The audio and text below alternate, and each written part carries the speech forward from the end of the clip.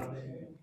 Es bastante probable que las semanas pasadas se estudiase del tema de la resurrección del Señor Jesús, pero también hay muchas más oportunidades durante el año de hablar de la resurrección de Jesús. No es solamente evento de un día, sino que es una doctrina fundamental en la Iglesia y en nuestros corazones, porque aviva nuestros corazones, da esperanza a nuestras almas que están normalmente lánguidas, viviendo en un mundo desesperanzado, en un mundo de muerte, de dolor, que no hay fe ni esperanza, y la doctrina de la resurrección aviva, refresca, da esperanza y vivifica nuestras almas.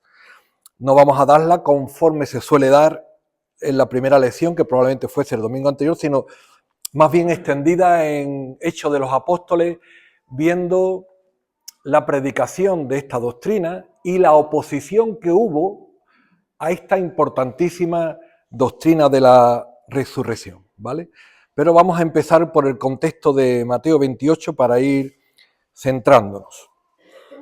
Cita la Escritura que pasado el día de reposo, al amanecer del primer día de la semana, vinieron María Magdalena y la otra María a ver el sepulcro, y hubo un gran terremoto, porque un ángel del Señor descendiendo del cielo y llegando removió la piedra y se sentó sobre ella.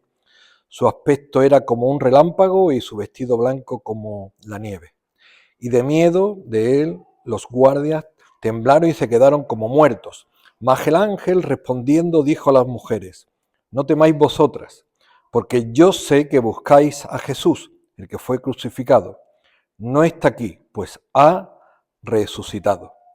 Como dijo: venid, ved el lugar donde fue puesto el Señor, e id pronto y decir a sus discípulos que ha resucitado de los muertos. Y he aquí va delante de vosotros a Galilea, y allí le veréis. He aquí os lo he dicho. Entonces ellas, saliendo del sepulcro, con temor y gran gozo, fueron corriendo a dar las nuevas a sus discípulos. Y mientras iban a dar las nuevas a los discípulos, he aquí Jesús les salió al encuentro diciendo: salve. Y ellas, acercándose, abrazaron sus pies y le adoraron. Entonces Jesús le dijo: no temáis, id, dad las nuevas a mis hermanos para que vaya a Galilea y allí me verán.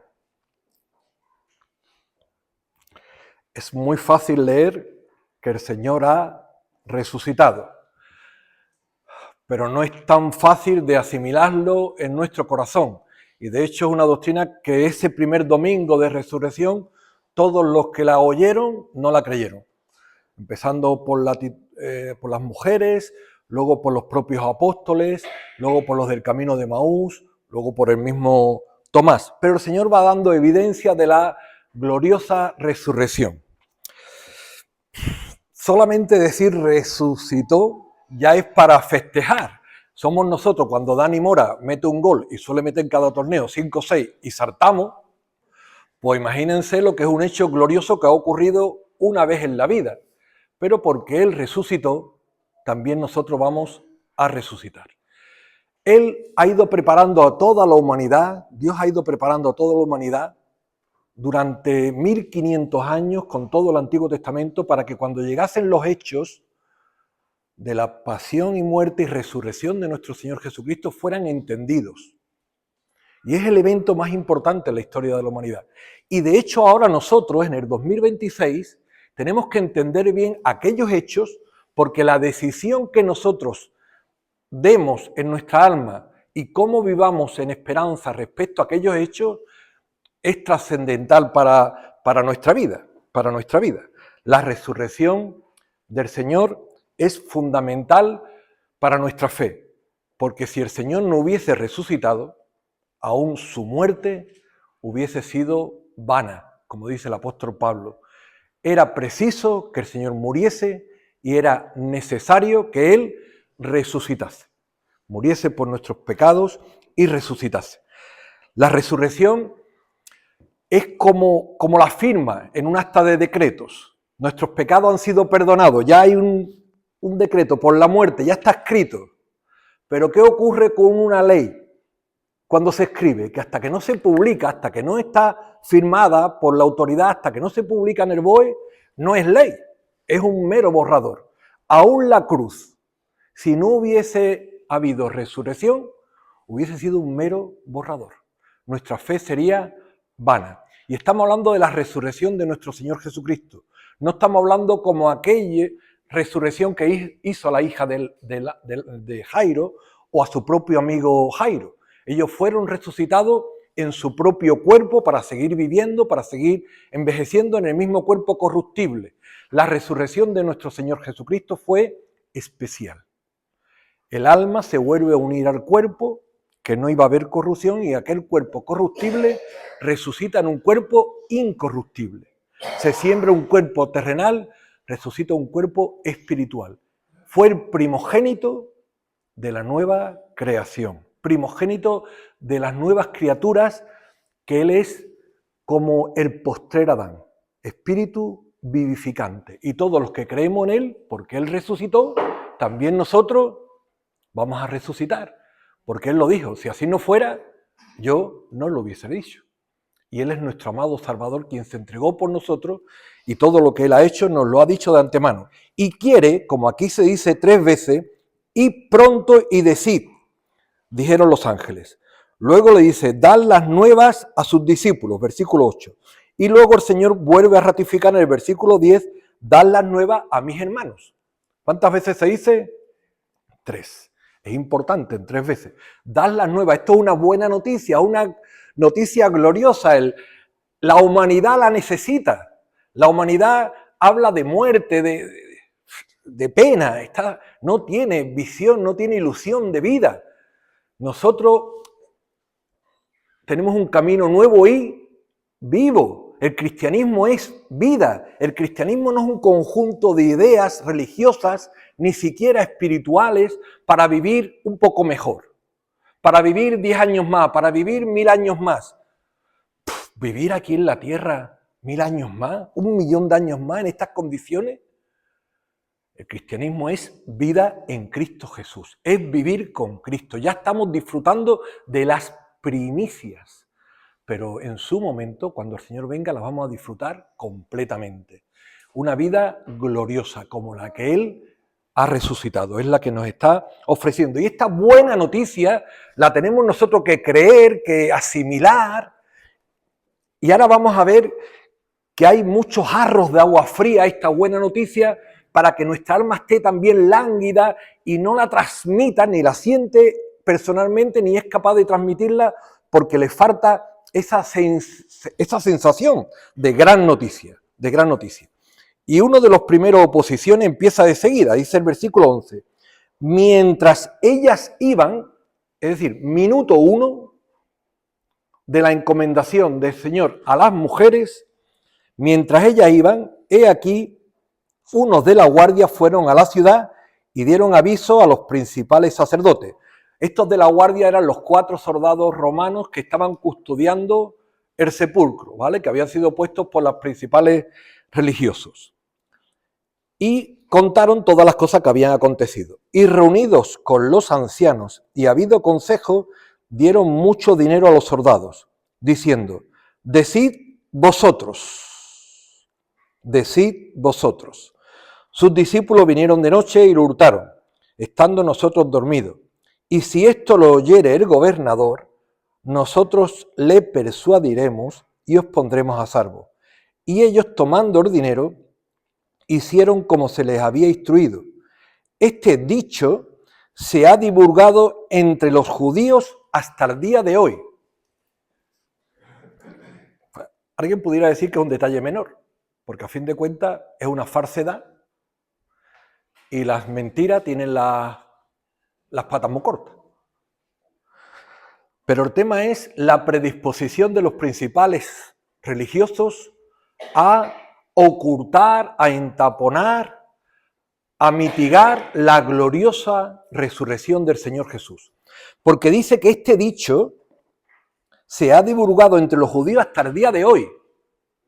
No de hoy, el 2026, hasta el día de hoy, cuando se estaba escribiendo el Evangelio según San Mateo, probablemente por el año 53, 54 de nuestra era. Es decir, 20 años después de la resurrección, este dicho seguía extendiéndose. Y ellos tenían mucho interés en que este dicho se extendiese. Porque claro, es una mentira, pero una mentira puesta en boca de las autoridades, puesta en boca de la primera cadena, puesta en boca de los políticos, aunque sea mentira, tiene mucha más resonancia que una gran verdad puesta en boca de unos marineros del Burgo y sin letra. ¿A quién iba a creer la mayoría de la gente? ¿A las autoridades o a los del Burgo? A las autoridades. Y las autoridades estaban diciendo una gran mentira que se coge muy rápido. Porque ¿cómo no se iban a despertar en el supuesto que estuvieran dormidos cuando vienen unas personas a remover la piedra? Y en el supuesto que estuvieran dormidos y no se enteren de que están removiendo la piedra, porque sabían que eran los discípulos. Es decir, la mentira no tiene recorrido, pero la resonancia que dan las autoridades hasta el día de hoy se estaba diciendo, y veremos que en el siglo II seguía recorriendo. Y podemos experimentar que en el siglo XXI sigue recorriendo. Porque el que está detrás de todas estas maquinaciones es el diablo, que el Señor lo reprenda, que está siempre intentando ocultar y mitigar la gloria y el honor de Dios. Y no podemos ser ingenuos. El Señor nos ha enviado una misión, id y dar las buenas nuevas. Así como el Padre me envió a mí, apostolado, discipulado, así como el Padre me envió a mí, así os envío yo a vosotros. Pero ojo, que os envío como ovejas en medio de lobos. No podemos ser ingenuos. Tenemos una gran noticia, una buena noticia, somos los guay, Cristo está por nosotros, aquí no nos va a pasar nada. Os envío como ovejas en medio de lobos. Y como no roguemos al Señor cada día, igual que pedimos el pan nuestro de cada día, de que nos libre del mal, más pronto que tarde, el diablo nos merma, nos zancadilla, obstaculiza, mitiga nuestro mensaje y al mensajero. Las dos cosas. Nos hace daño a nosotros y hace daño la gran noticia que el Señor nos ha encargado de transmitir. Y vamos a ir viendo ese ejemplo en el libro de Hechos de los Apóstoles. En el libro de Hechos de los Apóstoles. La primera gran evidencia de la resurrección del Señor, aparte de todas las del domingo, que obviamente se suelen predicar más a menudo, es el propio testimonio de los apóstoles. Los propios apóstoles, cuando el Señor fue crucificado, estaban amedrentados en el aposento alto, con miedo a la persecución, cuando ellos, Pedro y los demás, dicen que el día de Pentecostés, capítulo 2, versículo 14, entonces Pedro, poniéndose en pie con los 11, alzó la voz diciendo, ya no estaban escondidos, ya no tenían miedo. ¿Por qué ya no estaban escondidos? Porque habían sido testigos de la resurrección de Cristo. Es una evidencia para nuestra fe, para la nuestra y para todo el que quiera creer. Habrá quien quiera oír las falsas enseñanzas de los que divulgan otras cosas. Pero Pedro entonces, después de ser lleno del Espíritu Santo el día de Pentecostés, que siempre es 50 días después de la resurrección, dice el versículo 22, varones israelitas, oí estas palabras. Jesús Nazareno, varón aprobado por Dios entre vosotros, con las maravillas, prodigios y señales que Dios hizo entre vosotros, por medio de él, como vosotros mismos sabéis. A este, entregado por determinado consejo de Dios y anticipado conocimiento de Dios, prendisteis y matasteis por mano de inicuos, crucificándoles, al cual Dios levantó, suelto los dolores de la muerte, por cuanto era imposible que fuera retenido por ella. ¿De qué habla Pedro? De que ellos crucificaron a Jesús, pero el Señor resucitó. Anastasis. Ana, palabra compuesta, ana, arriba, tasis, puesto en pie. Ahora vamos a ver la relación. El Señor, la muerte lo intentó retener, pero no podía. Él es el autor de la vida. Él es el camino, la verdad y la vida. Yo soy la resurrección y la vida. La muerte es un hecho legal que nos separa de Dios por nuestros pecados. Él no tiene pecado. La muerte va a buscar un acta de decreto. A ver, ¿por qué está aquí? ¿Qué ha hecho? Nada. No lo puedo retener, no tengo nada contra él. Él murió porque llevó nuestros pecados sobre sus espaldas, pero Él la muerte no lo pudo retener, Él resucitó. Él resucitó. Él se enfrentó a la muerte. Oh muerte, yo seré tu muerte. Y sórbida es la muerte en victoria. Él ha triunfado sobre nuestro gran enemigo. David se enfrentó al gran enemigo Goliat. Nuestro Señor, nuestro hermano mayor, se enfrentó en nuestro nombre a nuestro gran enemigo, que nos amedrentaba, que nos acobardaba, que nos humilla, que nos mete miedo, para que nosotros vivamos esperanzados, con confianza. Él fue levantado para que nosotros seamos levantados. Igual que somos bautizados en su muerte, somos bautizados en su resurrección. Y en Cristo vivimos, nos movemos y somos. Porque Cristo triunfó, nosotros vivimos de triunfo en triunfo por Él. Y no es una mera palabrería, sino que ese tiene que ser sentir de nuestra alma, el sentir de nuestra fe, de nuestra esperanza. No ir languideciendo como los que no tienen esperanza. Pero claro, ¿qué ocurre? Que la mayoría de nuestras conversaciones son con gente del mundo. El mundo no tiene ni fe, ni esperanza, ni expectativas. Entonces se nos va quedando las cosas de los demás, incluso las expresiones. Dice, esta comida está muy rica, está rica de muerte. ¿Rica de muerte? ¿Habrá una expresión más fea que la muerte? Y hasta algo rico tiene que decir, está rico de vida, vida, porque Cristo vive, nosotros también viviremos. Y a veces a las personas nos cuesta, repetimos, de asimilar la resurrección. Pero vamos a ir infundiendo algunos detalles que el Señor nos ha ido iluminando. Durante 1500 años hemos dicho que el Señor ha ido preparando a toda la humanidad. Si nosotros decimos que Jesús iba camino de Betania, cualquier persona lo entiende. Si decimos que Jesús comía con sus apóstoles, cualquier persona lo entiende porque estamos acostumbrados a andar y a comer.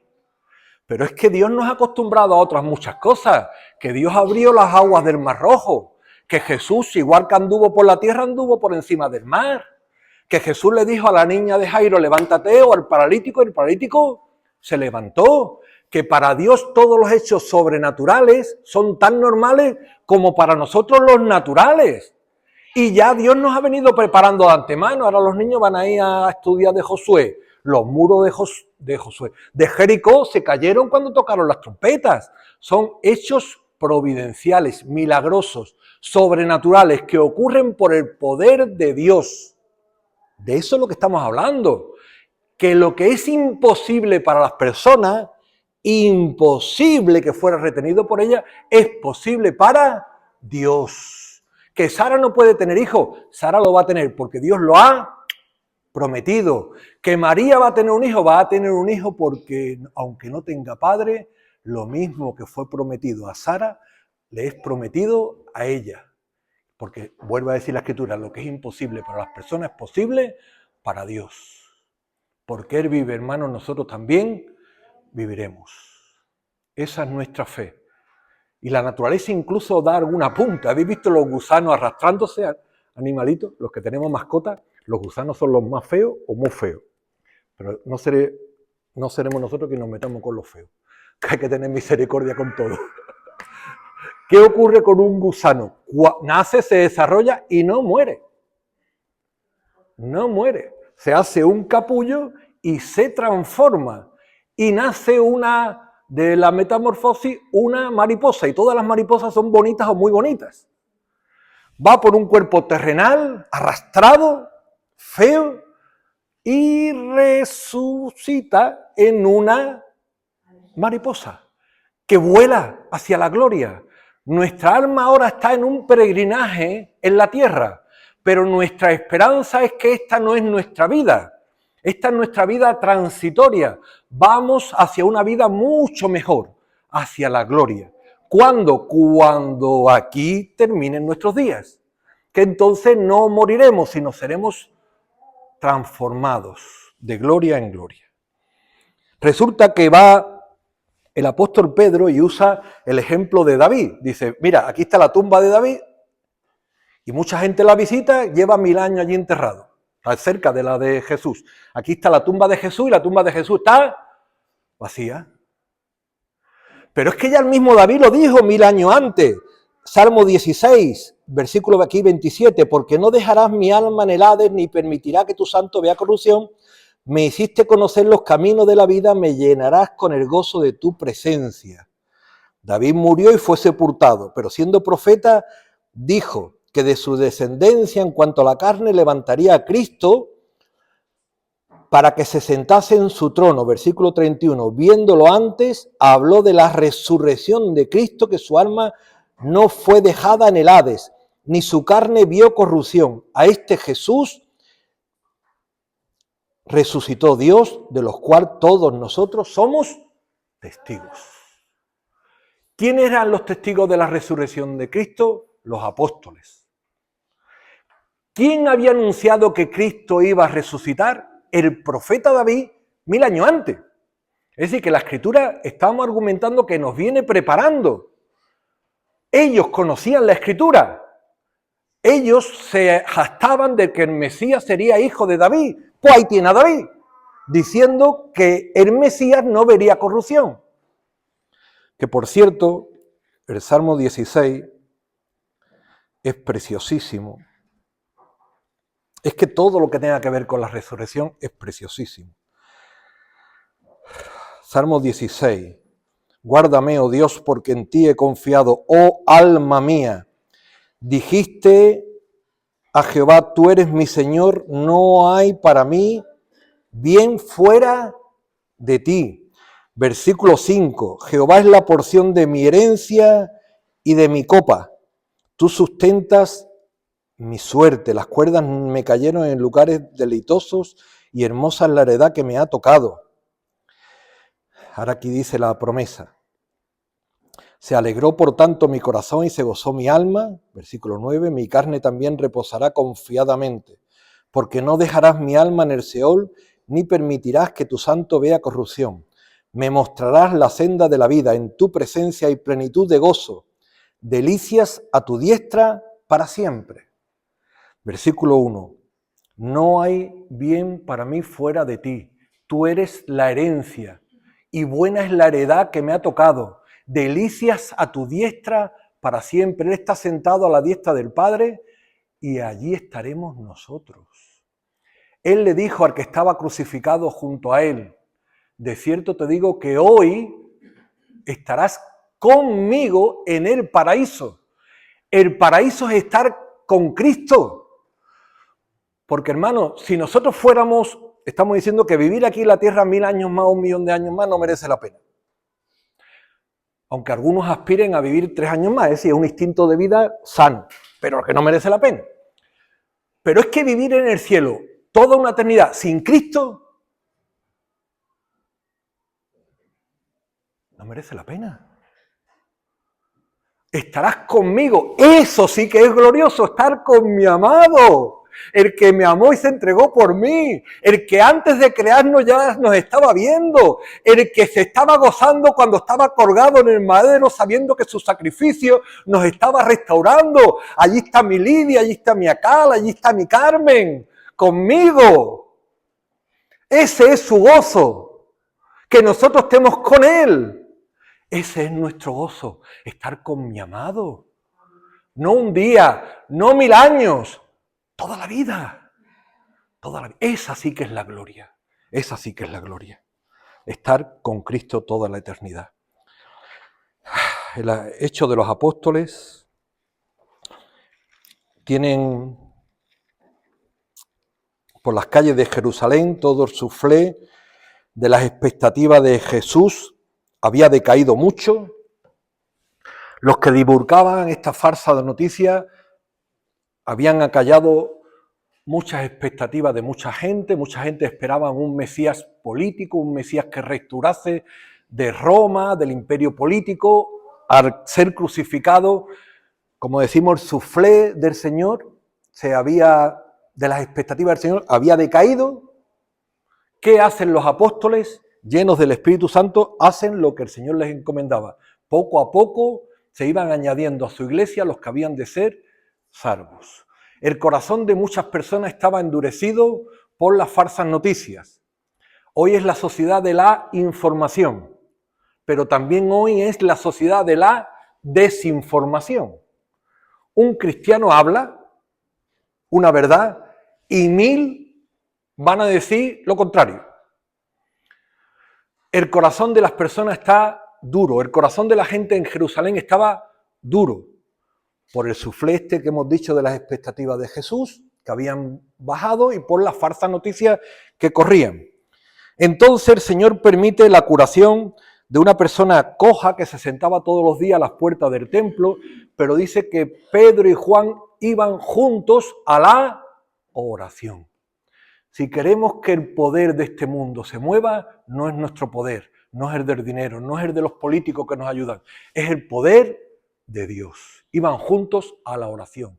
Allí había un señor con una minusvalía desde hacía 40 años que todo el mundo lo conocía.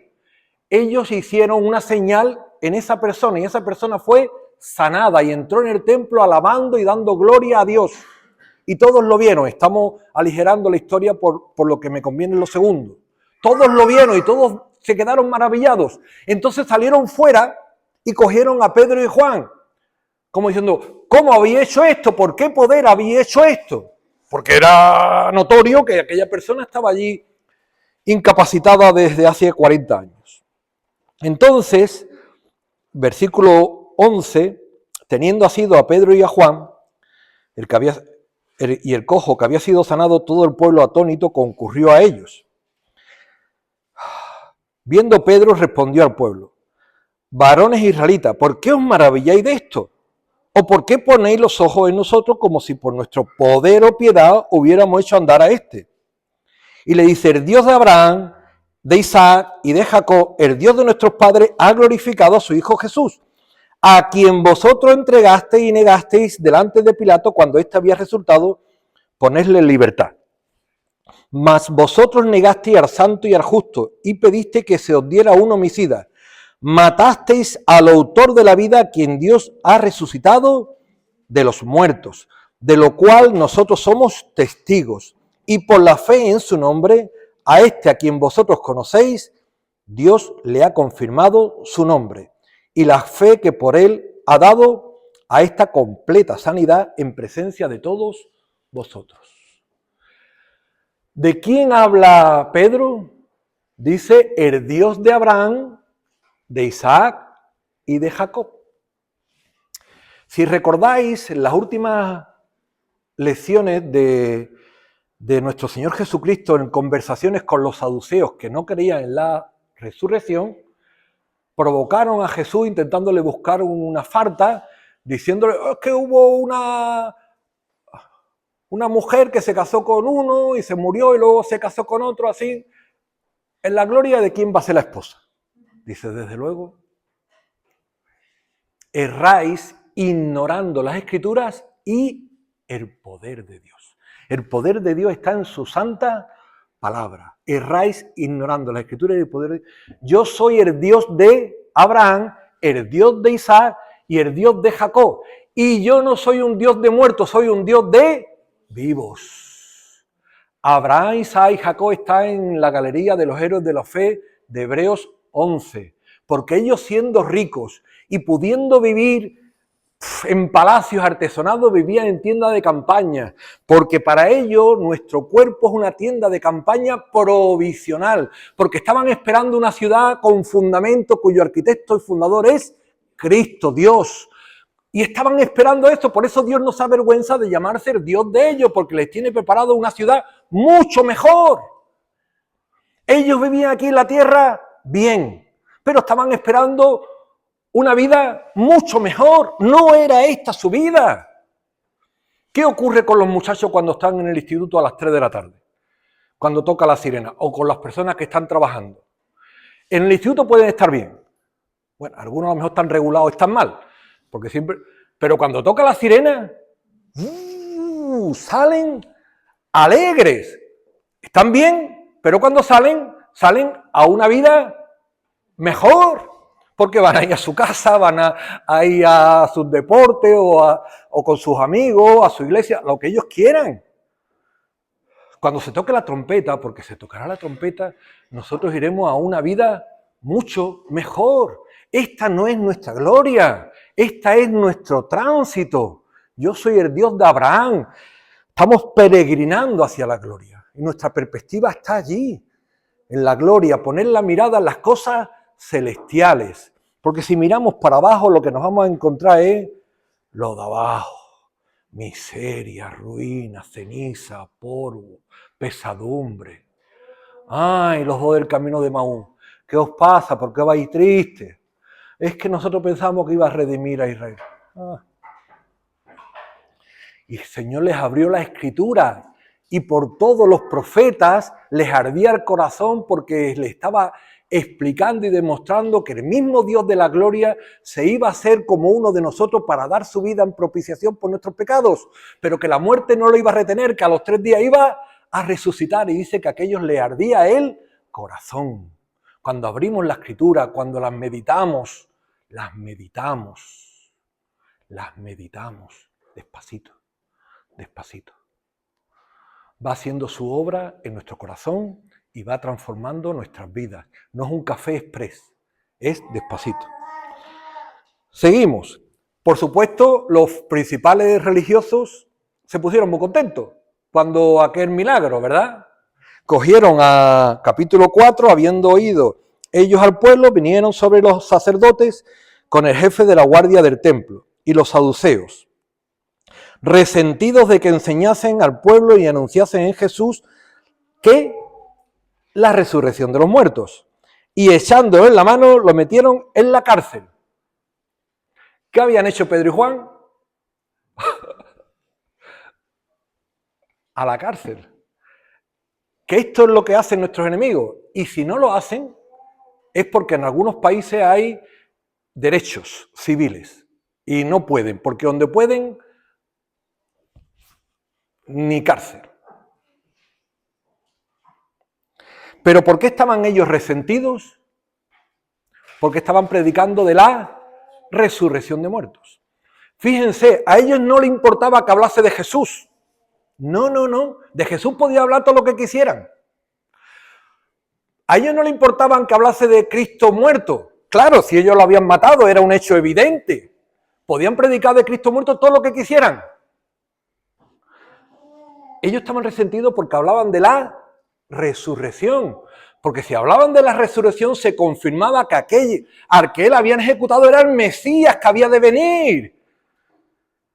Y entonces todo el tinglado de ellos se les desmoronaba. Y eran los principales religiosos, eran los que tenían que velar por las armas de Israel. Estaban resentidos, los metieron en la cárcel. Al otro día le hicieron un juicio.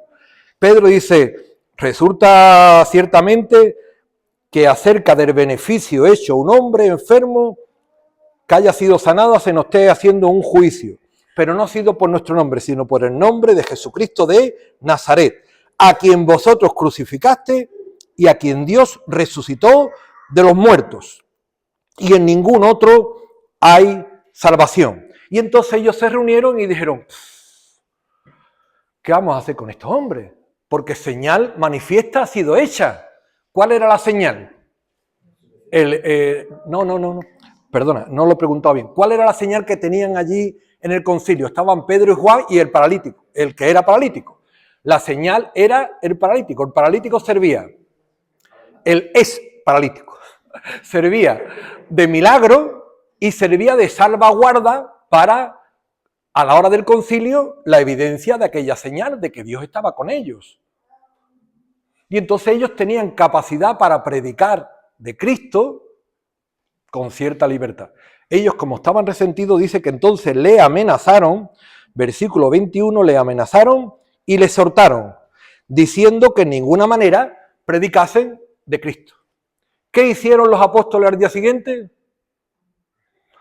Predica de Cristo. Dijeron, ¿a quién es necesario obedecer? ¿Antes a Dios o a los hombres? Hay que respetar a las autoridades, pero cuando las autoridades imponen algo contra la voluntad de Dios, obedecemos antes a Dios que a los hombres. Aunque nos hayan amenazado con la cárcel, hicieron muchas maravillas, hicieron muchas señales, hasta que pasado un tiempo volvieron a prenderle. Pedro y Juan vuelven a ser perseguidos después de las señales y maravillas. Capítulo 5, versículo 17. Entonces, levantándose el sumo sacerdote y todos los que estaban con él, esto es de la secta de los saduceos, se llenaron de celos y echaron mano a los apóstoles y lo pusieron en la cárcel pública. Mas un ángel del Señor les abrió la puerta y les dijo: y puesto en pie en el templo, anunciar al pueblo todas las palabras. ¿Qué hicieron días después? Lo volvieron a prender y lo volvieron a meter en la cárcel. ¿Qué habían hecho? Predicar de Dios.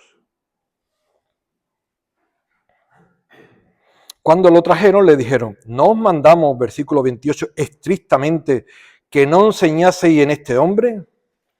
Ahora habéis llenado Jerusalén de vuestra doctrina y queréis echar a nosotros la sangre de este hombre. Respondió Pedro y los apóstoles: es necesario obedecer antes a Dios que a los hombres. El Dios de nuestros padres levantó a Jesús, a quien vosotros matasteis, colgándole en un madero. A este Dios ha exaltado con su diestra por príncipe y salvador para dar a Israel arrepentimiento y perdón de pecados. Y nosotros somos testigos suyos de estas cosas. También el Espíritu Santo, el cual ha dado a Dios a los que le obedecen. Entonces ellos se enfurecían y querían matarlos. Esa es la historia de la gente que nos rodea. La gente que nos rodea, si pudieran, nos quitarían de en medio. Porque les tocamos sus conciencias, son muy tolerantes con los budistas, son muy tolerantes con los islámicos, son muy tolerantes con cualquier religión, porque relativizan todo. Pero su conciencia les acusa cada vez que ve a un cristiano vivo, esperanzado, con fe, porque entonces su conciencia les acusa y entonces van contra nosotros, pero porque subconscientemente van contra Dios. Claro, como querían matarlo, se levantó un tal Gamaliel, un hombre recto dentro de los fariseos, un hombre sabio. Pero cuidado que antes se levantó un tal... Es que los nombres... Teudas, gracias Raquel. Y oye, que mucha gente le siguieron, pero que al poco tiempo se desvaneció. Luego se levantó un tal Judas y pasó más o menos lo mismo. Que si estas cosas de hombre, pronto se desvanecerá. Pero cuidado, no vaya a ser que realmente sea cosa de Dios y estéis luchando contra Dios. Así que ellos lo que hicieron fue esta vez azotarlos. Primero le amenazaron, ahora le azotaron y le volvieron a prohibir que predicasen en el nombre de Jesús. Y entonces ellos ya limitaron más las salidas a la calle, pero siguieron saliendo de vez en cuando, versículo 42, todos los días en el templo y por las casas, no cesaban de enseñar y predicar a Jesucristo. Ya lo hacían más por las casas y menos públicamente, pero algún ministerio público hicieron. ¿Puedo estar 10 minutos? ¿10 minutos? Sí, gracias. Claro, ¿qué hace Esteban? Sale a la plaza a predicar del Señor. ¿Qué hacen los principales religiosos? Cogen a Esteban y lo llevan al concilio. Falso concilio. Es magistral la defensa mesiánica que hace Esteban para intentar que si ellos creían en el Mesías, iban a creer en el mensajero del Mesías, entonces también le librarían a ellos, a él. Y si no lo libraban a él, el testimonio quedaba dado. Y ahí estaba. Y cuando estaban ejecutando a Esteban, cita la Escritura, que había un tal Saulo a quien pusieron los pies las cosas de ellos, la ropa de ellos. Y luego dice en el capítulo 8 que Saulo consentía en su muerte. Y aquel día hubo una gran persecución contra la iglesia. Y dice el versículo 3 que Saulo asolaba la iglesia, entrando casa por casa, arrastraba a hombres y a mujeres y los entregaba a la cárcel. Cuando Saulo incluso luego está relatando su conversión, dice que consentía en sus muertes, en plural. No solamente era la muerte de Esteban, sino en sus muertes, en plural. Asolaba, acechaba. Última evidencia que vamos a ver hoy. Hemos visto la evidencia de Pedro y los apóstoles evidencia de un perseguidor de los cristianos a muerte. ¿Estaba Saulo convencido de que lo que habían dicho los principales fariseos era lo correcto? ¿Veis cómo las falsedades mueven también sus poderes? Los que sabían la mentira era un grupito pequeño, todos los demás estaban realmente convencidos de que Cristo no había resucitado, y el primero que lo hacía ignorantemente era Saulo. Él lo confiesa. Es que si alguno se lo hubiese creído anteriormente, ya lo hubiese dicho y hubiese sido una evidencia de que Cristo no hubiese resucitado. Pero allí se convertían por miles, 3.000 en la primera ocasión, 5.000 en la segunda ocasión, y ninguno daba testimonio de haber robado el cuerpo del Señor Jesús. Eso hubiese salido pronto a relucir. Saulo va entonces a Damasco, esta historia es muy popular, y se encuentra en el camino de persecución con el Señor. Saulo, Saulo, ¿por qué me persigues? ¿A quién estaba persiguiendo Saulo? A su iglesia. ¿Quién le dice ahora que está siendo perseguido? El Señor. Quien persigue a su iglesia, persigue al Señor. ¿Quién eres, Señor? Le dijo, yo soy Jesús, a quien tú persigues. Dura cosas te dar cosas contra el aguijón. Tocar a un cristiano es tocar la niña de los ojos de Dios. A un cristiano nadie le pone las manos encima sin el permiso de la autoridad de Dios. Nadie. Ni un cabello nuestro cae en nuestra cabeza sin que Él lo considere. Cualquier oposición o persecución está siendo de parte del maligno, pero también está siendo permitida de parte de Dios para Él manifestar su poder y su deidad, y para Él glorificarse. Él se glorifica en Esteban, aunque muriese. Él se glorifica en los cristianos piadosos, aunque sufriesen por el testimonio, porque todos estos mártires van a avivar la llama del testimonio.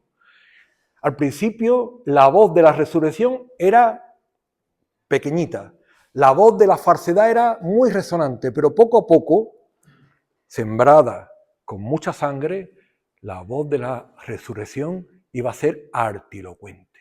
Y está llegando a nuestros días con autoridad.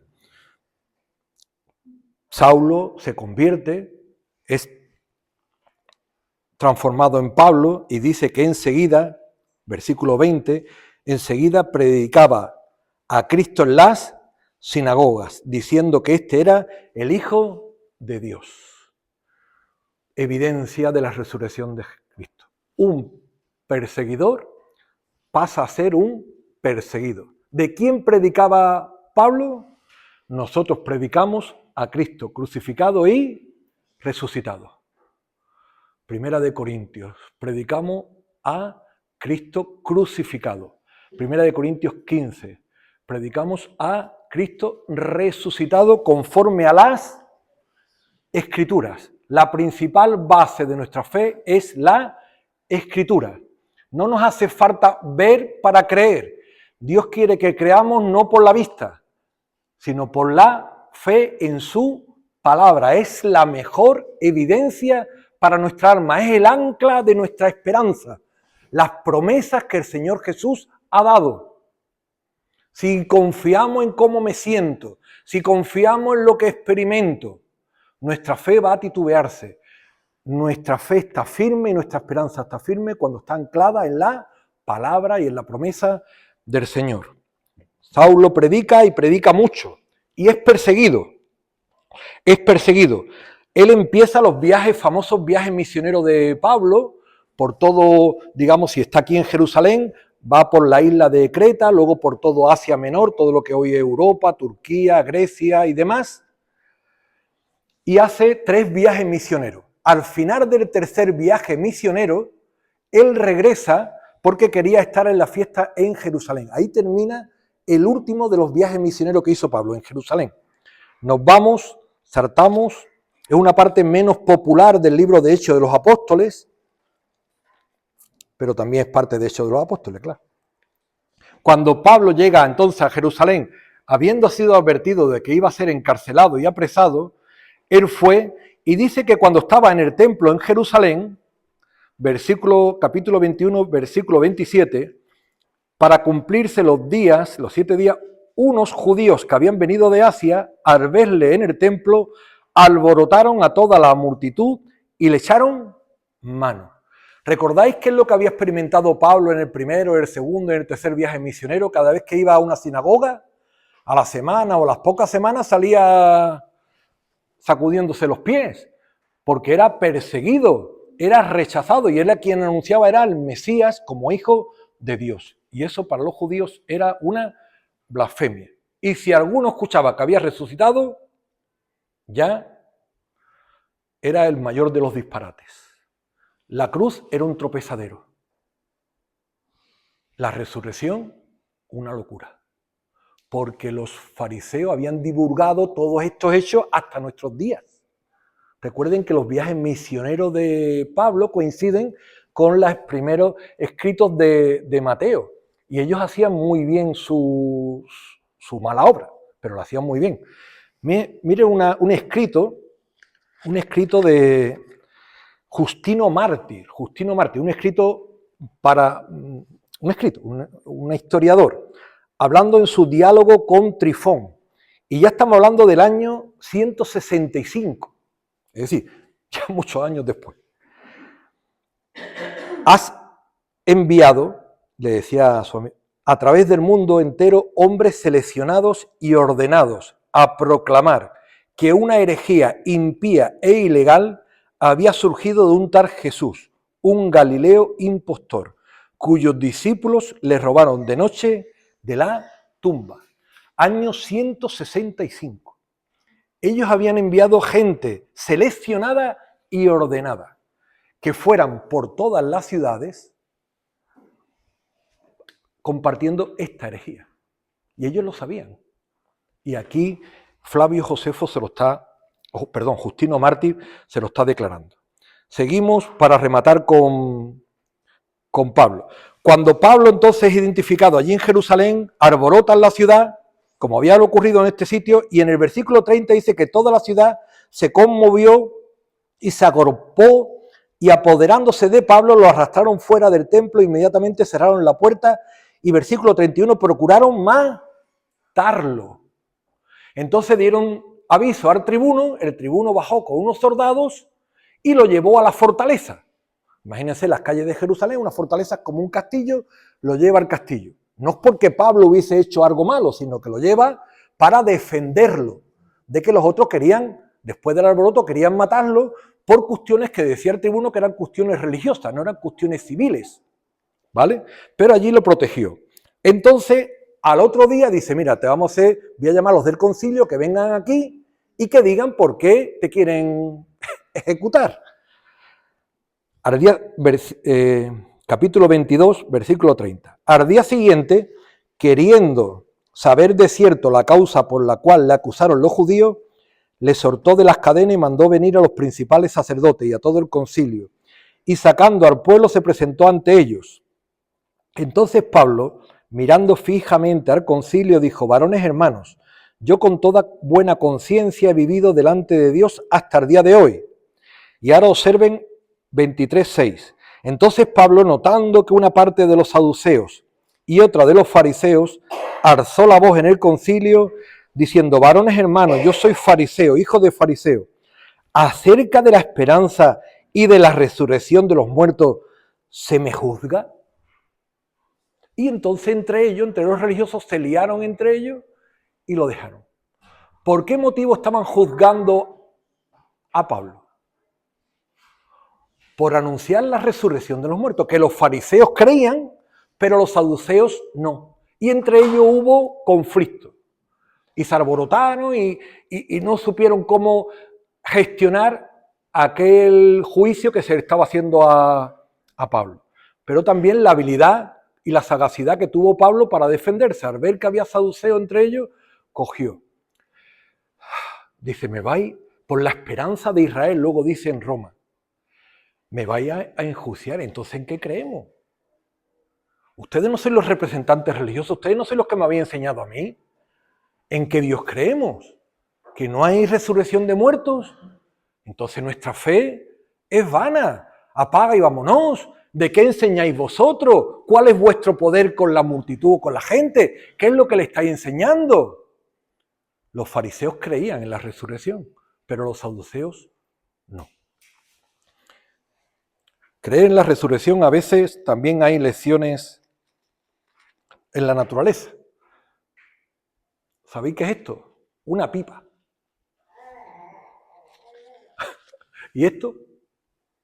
Un garbanzo. Pregunto, ¿la pipa o el garbanzo están muertos o están dormidos? Si los guardamos otra vez y los sacamos dentro de 100 años, vuelvo a preguntar, ¿están muertos o están dormidos? Están dormidos, señora. Están dormidos. Y algo que está dormido, ¿sabe qué pasa? Que se puede despertar. Está vivo, pendiente de despertarse. Pendiente de despertarse.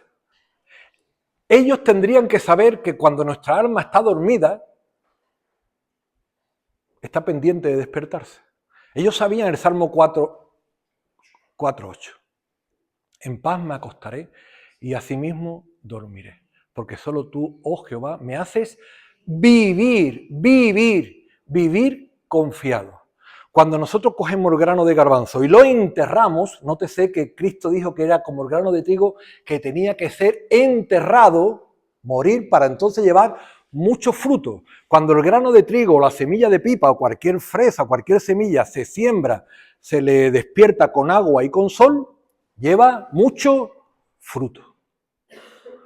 Cuando nosotros durmamos, dice el apóstol Pablo a Tesalonicenses, que no nos entristezcamos como los que no tienen esperanza, que para ellos la muerte es el final de todo, que para nosotros la muerte es el principio de todo, como los niños del instituto, que empezamos una vida mejor, que la muerte es como dormir, que no nos metan más miedo a la muerte, que el gigante Goliat nos tiene acobardados, que no nos acobarde más, que está vencido, que está allí caído, que con su misma espada le han cortado la cabeza, que no nos intimide, que cuando nosotros vayamos a morir no tengamos miedo.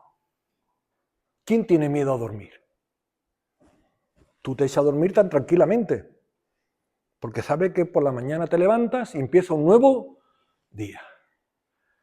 Esa es la fe y nuestra esperanza, que cuando nosotros vayamos a morir es dormir en Cristo.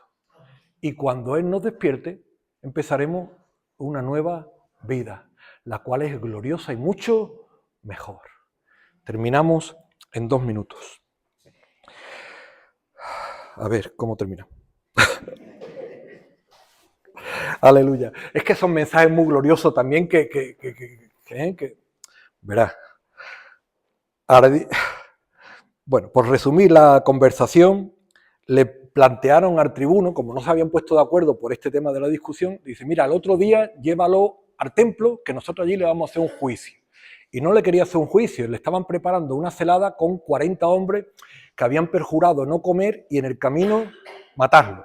Y entonces un sobrino de Pablo se enteró y se lo dijo al tribuno durante la noche. Y el tribuno entonces preparó un centurión con 200 soldados de noche, 70 jinetes y 200 lances, para que se lo llevaran a Cesarea. Piensen que Jerusalén está por el sur de Israel y Cesarea está justo aquí en la frontera con el mar Mediterráneo. Cesarea era la frontera con todo el Mediterráneo, era la base logística de todo el Imperio Romano. Por ahí llevaban todos los barcos, todas las de esto. ¿Recordáis dónde estuvo Pedro predicando a Cornelio? En Cesarea.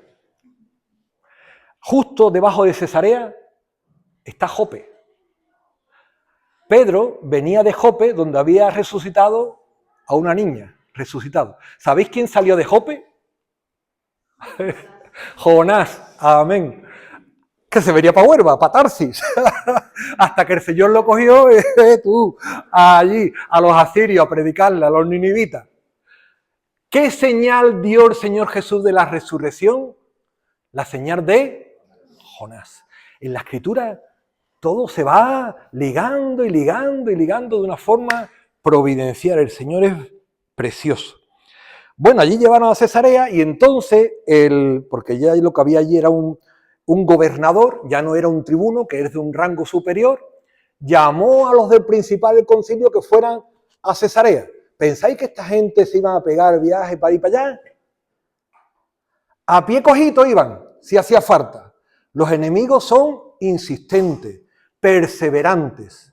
Que el Señor los reprenda, son perseverantes. Los cristianos tenemos que ser más perseverantes que ellos, porque si ellos tienen un estímulo, nosotros tenemos un estímulo mucho mayor. Fueron y le dijeron al gobernador, ante Félix, todo lo que había ocurrido. Dice el capítulo 24. 5 días después descendió el sumo sacerdote Ananías con algunos de los ancianos y un cierto orador llamado Tértulo. Y allí acusaron a Pablo. Entonces Pablo se defendió, versículo 14, ante el gobernador. Dice, según el camino que ellos llaman herejía, así sirvo al Dios de mis padres, creyendo todas las cosas que en la ley y en los profetas están escritas, teniendo esperanza en Dios y en la cual también ellos abrigan de que ha de haber resurrección de muertos, así de justos como de injustos. Así que como el tribuno vio que estos eran asuntos religiosos, ya era el gobernador, eran asuntos religiosos, dice, por estos asuntos no se puede condenar ni ejecutar a nadie. Tendría que ser por un asunto civil y ningún mal ha hecho. Así que lo dejo aquí custodiado, no os lo doy. Y así estuvo 2 años custodiado en Cesarea, 2 años. A los 2 años cambiaron de gobernador. También pasó por allí el rey Agripa y tal y cual. Y entonces cuando cambiaron de gobernador, entró otro gobernador y entonces los principales sacerdotes hablaron con el nuevo gobernador. Dijeron, mira que este hombre lleva allí 2 años y nosotros lo tenemos acusado, envíanoslo a Jerusalén para que nosotros lo acusemos. Y el gobernador le dijo a Pablo, mira que te voy a llevar a Jerusalén, pero yo te defenderé. ¿Usted me va a defender? De esta gente va a defender, esta gente, además lo dice la escritura, esta gente estaban preparando una celada, una emboscada para matarlo. Dice, sí, yo te llevo. Entonces, como él veía que el gobernador estaba ya como embaucado en llevarlo, entonces él apeló a César. Apelar a César es que ya no sería enjuiciado, digamos, en Israel, sino que lo llevarían a Roma, a Italia, para apelar a César. Y por eso tuvo que apelar a César, para defenderse. En todo este tiempo, Pablo lo que hizo fue escribir a todas las iglesias que había realizado antes los viajes misioneros. ¿Qué escribía Pablo? De la muerte y de la resurrección del Señor Jesús. Más de 200 veces se habla en las Escrituras de la resurrección. No es un tema menor. El Señor quiere que nosotros tengamos esa frescura en nuestra alma. Igual que Él levantó nuestra alma, nosotros levantemos nuestra fe. A veces nos ocurre como al paralítico, nuestra alma está tumbada. Tú decías, Juan, y terminamos con esto, que las cosas físicas suelen ser reflejo de operaciones espirituales. Con el ciego, la luz, con el inválido, con el paralítico, el andar, con el leproso, la corrupción del alma, al perdón de pecado, a la purificación. ¿Qué ocurre con nuestra alma por la mañana temprano? Que lo mejor que puede hacer nuestra alma es bendecir a Dios. Bendice, alma mía, a Jehová y no olvide ninguno de sus beneficios. Pero ¿qué ocurre con nuestra alma? Que nosotros nos levantamos y hay hermanas y hermanos que son paralíticos. Cuando se despiertan no pueden levantarse. No pueden levantarse. No pueden levantarse. Lo he dicho 3 veces. Tienen que venir alguien a cogerlo, ponerle una sillita de ruedas, asearlo y tal. Entonces ellos declaran, como no puedo levantarme, puedo levantar mi alma. Y con su alma bendicen a Dios, oran a Dios, cantan a Dios, honran a Dios. Y cuando el sirviente lo viene a atender, su rostro resplandece. Pero si no puedo andar, pero puedo volar. Estoy volando. Estoy en la gloria, estoy honrando a mi Señor. ¿Qué ocurre con los que no funcionan las piernas? Que te levantas, el café, la hora, no sé qué. ¿Y qué ocurre con nuestra alma? Generalmente, que se nos olvida de bendecir y volar. Y Dios nos ha rescatado para ser adoradores. Es verdad que podemos ser mejores en el matrimonio, mejores en nuestros puestos de trabajo, mejores en muchas cosas, también. Pero lo principal para que nos ha rescatado de nuestra vana manera de vivir es para adorar al Señor cada día. Cada día. Pablo llegó a Roma y fíjese usted el testimonio que tenían los hermanos allí en Roma cuando se los fueron a ver. Porque a él le dieron media libertad, como no tenía ningún medio juicio para acusarlo. Capítulo 28, versículo 22. Pero queríamos oír de ti lo que piensas, porque de esta secta nos es notorio que en todas las partes se habla contra ella. ¿Qué se hablaba de los cristianos? ¿Bien o mal? Mal. Se habla contra ellos. El Imperio Romano llegó a pensar que era su enemigo público, número uno. Nerón, que además estaba un poco disparatado, pensaban que eran los peores que hay, y quema Roma y le echa la culpa a los romanos. Gracias, a los cristianos. Termino. Versículo 20. Dice, así que por esta causa os he llamado para veros y hablaros, porque por la esperanza de Israel estoy sujeto a estas cadenas. ¿Cuál era el motivo por el que Pablo estaba sujeto? Por la esperanza de Israel. ¿Cuál es el motivo por el que nuestra alma está todavía sujeta aquí en la tierra? Por la esperanza de Israel. Si el Señor nos ha llevado ya a su presencia, es porque tiene planes gloriosos con nosotros aquí en la tierra. Porque decía Pablo, para mí el vivir es Cristo y el morir es ganancia. Pero si el Señor nos tiene aquí, es porque aún tiene propósitos gloriosos por Él y para Él. Amén. Que el Señor los bendiga, hermanos. Que el Señor los bendiga.